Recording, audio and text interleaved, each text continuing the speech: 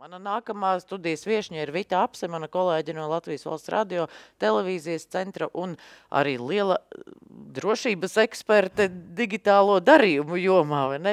Vita, pastāsti, vai kādi mums ir rīki, mums uzņēmējiem, kādi ir rīki, lai savus biznesa procesus uzlabotu? Jā, paldies, Vineta, un sākumā noteikti sveiciens visiem, kas mūs klausās un skatās attālināti. Par rīkiem noteikti izstāstīšu savas prezentācijas izskaņā, bet tas, ar ko es noteikti gribētu sākt un par ko būs mana prezentācija, būs saistībā tieši par datiem, tātad ne tikai šiem te konkrētu procesu drošību, bet vairāk un precīzāk tieši, kāpēc mums ir jāpievērš būtiska uzmanība datu drošībai, kāda ir šo te datu vērtība melnajā tirgu un ko tad mēs varam darīt, lai nodrošinātu, lai šie te dati būtu droši, ne tikai tādā mūsu kā uzņēmuma izmantošanas nolūkos, bet arī tad, kad mēs šādus datus saņemam no citiem uzņēmumiem, sadarbības partneriem, un lai mēs viņus spētu ne tikai tā teikt, novērot un apskatīties un mēģināt saprast, vai šis varētu būt krāpniecisks gadījums, bet jau tā precīzi identificēt un uzticēties šādiem datiem. Kopumā, ja mēs skatāmies, sabiedrība, protams, kļūst izglītotāka. Mums ir vairāk informācijas par to, kā atpazīt dažādus krāpnieciskus gadījumus, šos e-pastus, bet tomēr šī statistika un šie dati liecina par to, ka šie krāpšanas gadījumi pieaug. Jau iepriekš kolēģi arī stāstīja šīs summas, kas tiek izkrāptas no iedzīvotājiem, viņas arvien palielinās. Ko mēs varam arī secināt šajā gadījumā, ka šo te krāpnieku metodas, ja tā varētu izteikties, viņas kļūst advancētākas. Šiem krāpniekiem ir pieejami arī vairāk šie finanšu līdzekļi, lai arī šīs tehnoloģijas attīstītu. Līdz ar to mums ir jābūt gataviem, mums ir jābūt drošiem arī par šiem te datiem, ar kuriem mēs apmainamies savā starpā gan uzņēmumu, gan sadarbības partneri. Šeit ir dati no pētījuma, kas ir tas tāds vairāk globāls pētījums par 2023. gadu. Pētījumu veikusi IBM kompānija. Šeit ir aptverti 19 reģioni. Tātad pētījums ir diezgan plašs, līdz pat 20 nozarēm. Un tas augšais cipars, ko mēs redzam, vairāk kā 4 miljoni ir tas vidējā summa zaudējumi, ko tātad šis te uzņēmums, kurš saskāries ar kiberuzbrukumu, saskarās. Tie cipari tiešām ir apjomīgi. Un bieži vien šie uzņēmumi pat nespēja turpināt šo savu saimniecisko darbību pēc šādiem kiberuzbrukumiem. Bet šīs dienas tēma noteikti nav mana tēma par kiberuzbrukumu. Kāpēc es šos datus rādu un stāstu? Jo vienmēr šī kiberuzbrukuma viens no mērķiem tātad ir paralizēt sistēmu darbību, tātad ātri izgūt naudu šantāžu veidā no uzņēmumiem, bet otra lieta, kas notiek vienmēr paralēli, ir, es izteikšos diezgan vienkāršā veidā, šie noziedznieki izpumpē datus no uzņēmumiem.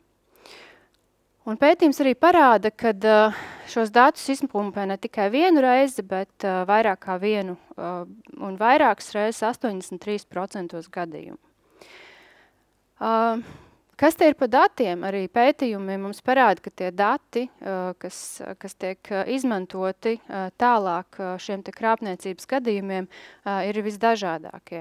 Uzbrucējiem interesē gan mūsu personas dati, tātad vārds uzvārds, personas kods, ģimene, informācija par mūsu ģimeni, kontu numuri, tāpatās arī iegūt šī informācija par mūsu paradumiem. Un kāpēc tad ir šie dati tik vērtīgi? Jo, ja mēs paskatāmies arī tepat tuvāk mūsu reģionā, šajā gadā, piemēram, Igaunija piedzīvo kiberuzbrukumu, tas ir aptieku tīkls, kur tiek nozagti dati, vairāku 10 000 iedzīvotāju dati. Spānijā arī tepat 2 mēnešus atpakaļ iedzīvotāju dati tiek izgūti, tur bija apmēram 30 miljoni, kas faktiski bija tāds Spānijas iedzīvotāju kopējais skaits.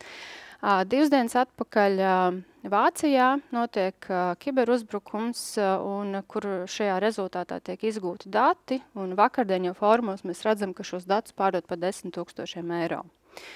Līdz ar to šie dati ir vērtība. Protams, viens no tiem mērķiem ir tūlītāji tāda naudas izspiešana, bet tos datus arī tālāk izmanto gan dokumentu viltošanā, tātad rēķinus un jebkādu veidu, lai krāptu iedzīvotājus partnerus un šo te krāpšanas manipulācijas arī turpinātu. Ja mēs paskatāmies, cik vidēji maksā šie dati tirgū, tad tās cenas svārstās ļoti dažādas. Tie ir pat no 20 līdz 100 eiro par tādu kā vienu datu ierakstu. Piemēram, medicīnas dati melnajā tirgū maksā 10 līdz 40 reizes vairāk kā mani kredītkartes dati. Turklāt paturēsim prātā, ja nozog mans kredītkartes datus, tad tas, ko es varu izdarīt, tas faktiski nobloķēju kredītkarti. Sāc jaunu dzīvi. Sāku jaunu dzīvi, jā, un es esmu apstādinājis kaut kādas tās tālākās ietekmes, kas varētu būt. Bet, ja tiek nopludināti šie te dati par personām, par iedzīvotājiem, tas jau ir fakts, un tur mēs vairāk mainīt neko nevaram. Tas ir burtiski jāpieņem. Jā, un ja mēs paskatāmies vairāk tādā Latvijas griezumā, tad šie ir valsts policijas dati, šie ir tādi identificēti, jeb iedzīvotāji pieteikti gadījumi, tie ir vairāki miljoni eiro. Jau iepriekš arī kolēģi minēja, ka finanšu sektorā šie dati ir, šīs summas ir krietni lielākas, un te jau ir mērāms faktiski mēnesī vidēji 1 miljonu eiro, kas tiek izkrāpt no uzņēmējiem vai no privātu personām iedzīvotājiem. Un, lai gan šī kopaina vai bilde, viņa ir tiešām bēdīga, bet ir jāņem arī vērā tas, ka dati šodien ir mūsu vērtība. Datu apmaiņai ir jānotiek gan nozares ietveros, gan, ja mēs skatāmies tādu, teiksim, Eiropas stratēģiju un nākotni, šādiem kvalitatīviem datiem ir tiešām liela vērtība gan pētniecībā, gan inovācijās, tajā pašā medicīnā, kur attiecīgi, ja ir pieejami daudz kvalitatīvu datu, tad mēs varam izgudrot gan jaunus medikamentus un palīdzēt pacientiem. Līdz ar to tas ir noteikti tāds vērtīgs iegums tautsēmniecībai kopumā. Bez, protams, tādiem tiešiem un varbūt tādiem finansiāliem zaudējumiem, kas ir saistīti ar šiem te krāpniecības gadījumiem, jāpatur prātā arī tādi riski kā reputācijas riski, kas notiek, jo tāds varbūt pat dažu dienu ilgs kiberuzbrukums var tiešām sagraut reputāciju uzņēmumu, kas ir būvēta vairākus gadus, un tam var būt tiešām ļoti negatīvas sekas. Bet ko tad mēs varam darīt lietas labā? Tas ir viens no risinājumiem, ko sauc par e-zīmogu.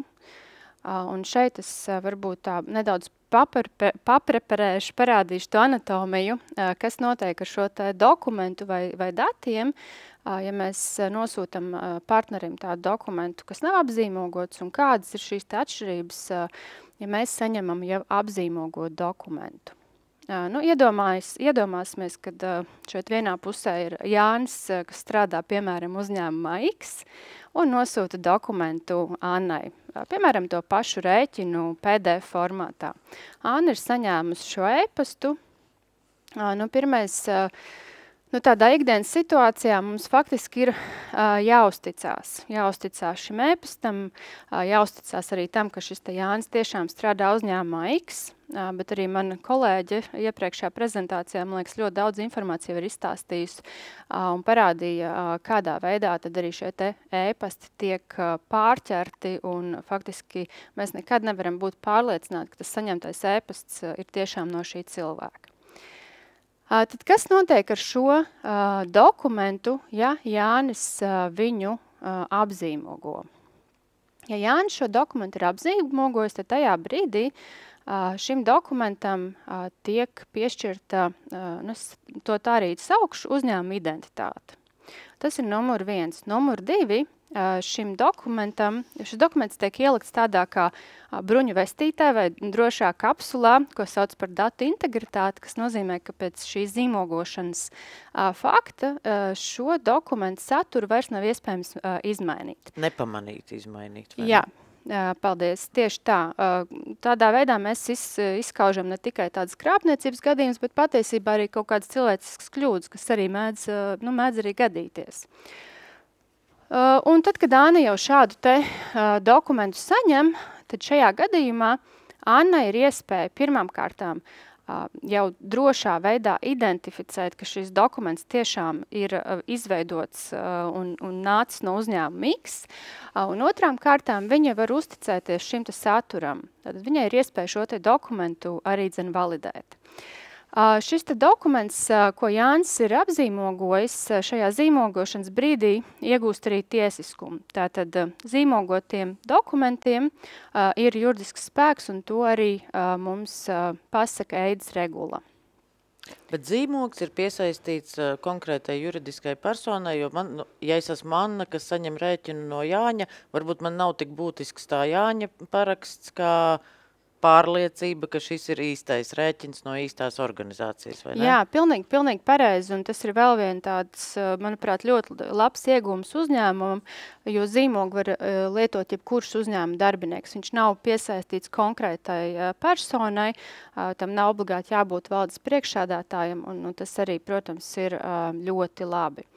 Vēl šo pašu scenāriju, ko mēs skatāmies šobrīd tāda varbūt standarta dokumentu nosūtīšanas gadījumā, izmanto vai var pārnest jau tādā automatizētā līmenī, kas nozīmē, ka tas uzņēmums X, kas iespējams jau šobrīd strādā ar automatizētiem datiem vai domā par jaunu tehnoloģiju attīstību, šos datus var apzīmogot automātiski. Līdz ar to šeit arī nav nepieciešama šāda te manuāla kaut kāda apstrāde.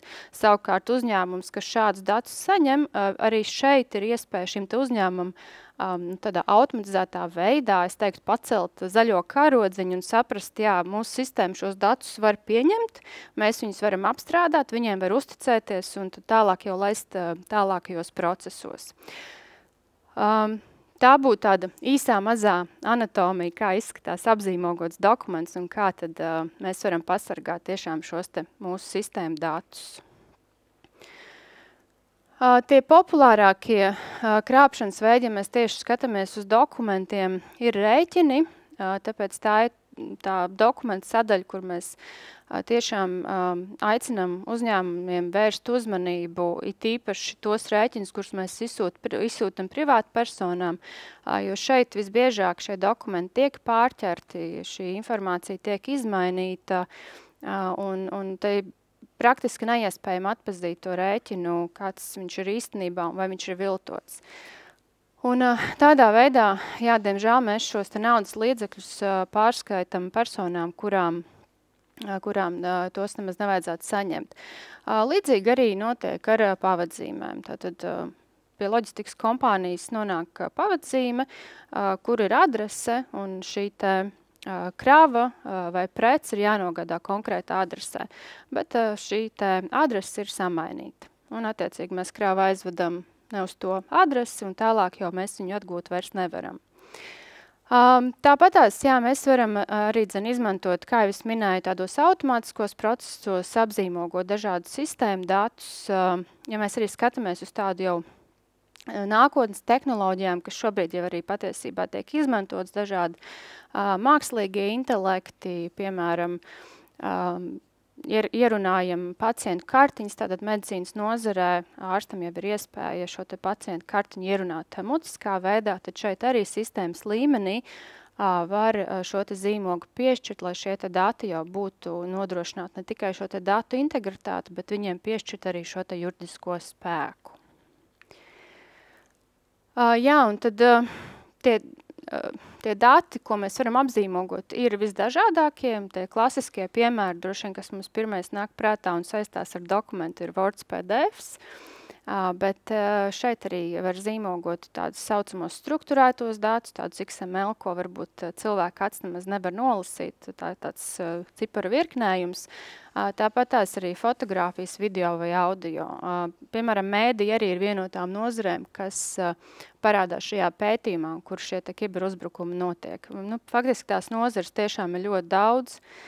Un jāsaka, ka katram būtu jāpievērš tiešām šī uzmanība, kā mēs šos datus nododam, kādu informāciju mēs pārsūtam saviem partneriem. Jo, piemēram, ja mēs pastamies uz mēdījiem, tad, ja mēs paņemam vienu video un izgriežam no tā video mazu gabaliņu ārā, un tas gala rezultātā tā informācija var absolūti mainīties, un tā būtība var būt pavisam cita. Mums ir viens jautājums skatītāji par to, tad, kā uzņēmumam saprast, kad viņam ir vajadzīgs e-paraksts, bet kad ar e-zīmogs, kas būtu tā? Jā, ļoti, ļoti labs jautājums. Kā atšķirt? Tad ar parakstu mums jāsaprot, ka ar parakstu mēs paužam savu kā personas gribu. Ja mēs pārstāvam uzņēmumu, tad, man liekas, tādi divi labi piemēri, kā var identificēt vai saprast, tas ir tad, kad mēs parakstam līgumu. Tad uzņēmumu pārstāv, piemēram, valdes priekšsēdētājs, līgumā mēs arī ierakstam Jānis Bērziņš, tad šajā gadījumā šim dokumentam tiešām vajadzētu šo te parakstu. Vai, piemēram, ja es nododu pilnvaru savam kolēģim aizvietot sevi atvaļinājuma laikā, tad arī, tad es kā Vita Apse pilnvaroju citu, tad man šis dokuments ir jāparakst. Visos pārējos gadījumos, kas neliecina, ka es šo te uzņēmumu pārstāvu kā privātu personu, kur man nav jāpauž sava griba, šos te dokumentus, šos datus var zīmogot. Dažādi sistēma dati, jebkas faktiski, kas uzņēmumā dati, kas tiek radīti, piemēram, tās pašas analīzes, ko laboratorijās gatavo, faktiski robots, un mums ir pilnīgi vienalga, kurš no šiem te laborantiem analīzes ir parakstījis. Tad šajā gadījumā, piemēram, arī šādas analīzes var zīmogot, jo man ir svarīgi saprast, ka šis dokuments ir cēlies no konkrētas laboratorijas, un man ir pilnīgi vienalga, vai tā ir Zane vai Anna. Un arī trešajai pusē, jo, ja tev ir jāiesniedz šī organizācijas izsniegtā izziņa kādam tālāk, tad arī tam ir jābūt pārliecinātam, vai ne? Jā, arī tā izcelsme, ka mēs paturam prātā, ka zīmogotam dokumentam vienmēr būs šī uzņēmuma izcelsme, lai kur viņš tiktu nosūtīts tālāk, viņam vienmēr būs šī piederība. Te ir pēdējā slaidā nobeigumā tādi populārākie piemēri, kur zīmogs tiek izmantots jau šodien, bet tas arī, ko mēs redzam, ka tie scenāriji un tās vajadzības kļūst arvien vairāk arī daļ tās politiskās situācijas un šiem te krāpnieciskiem gadījumiem, tad uzņēmumi sāk vairāk pievērst uzmanību arī šai te datu integritātei. Un bieži vien arī jautā, kas tad ir tie procesi vai kam mums vajadzētu pievērst vairāk uzmanībai vai ar ko mums vajadzētu sākt, tad vienmēr noteikti, pirmais, uz ko mēs aicinām vērst uzmanību, ir tie dati, uz kuriem tiek vērst šie te krāpšanas riski. Kas ir tie dati, kas pakrīt zem šiem te riskiem visvairāk. Otra lieta, protams, sensitīvi dati un dati, kas var nodarīt reputācijas draudus, jeb šos te riskus uzņēmumam. Mums ir vēl viens jautājums par to, kā organizēt sadarbību ar otru pusi, kam tu grasies iesniegt nevis parakstītu, bet apzīmogotu. Vai ir kaut kādas situācijas, kad kāds pasaka, nē, mums nedara apzīmogots, ja runa ir par, piemēram, to pašu rēķinu, ja, visu? Neesam dzirdējuši tādus gadījumus. Manuprāt, kad jau, teiksim, Eiropā un visur citur jau tādi dokumenti tiek jau saprast, kas tāds ir un arī atpazīt. Viņi var burtiski tieši tāpat kā parakstīt dokumentu. Ja tam dokumentam ir tāda paša data integritāte kā parakstītam dokumentam. Līdz ar to viņam ir juridisks spēks, viņi var validēt, Eiropas regula to atrunā un šāds dokuments pieņem gan privātais sektors, gan valsts sektors, tajā skaitā arī tiesa visā Eiropas Savienībā. Super, paldies, Vita. Man liekas, ka lielisks ieskats jaunā rīkā, ko mēs katrs varētu uzņēmuma ikdienā ieviest. Atgādināšu arī, ka e-paraksts, par kuru mēs šodien jau esam pieskārušies, ir pieejams gan privātām, gan juridiskām personām bez maksas. Arī integrācijas risinājums ir bez maksas, un šobrīd e-paraksts ir vai iespēja apliecināt identitāti, apstiprināt darījumus, parakstīt dokumentus, ir integrēta vairāk nekā 400 portālos visā Latvijā, kas ir ārkārtīgi liels skaitlis un ļauj mums droši teikt, ka esam viens no populārākajiem valsts rīkiem.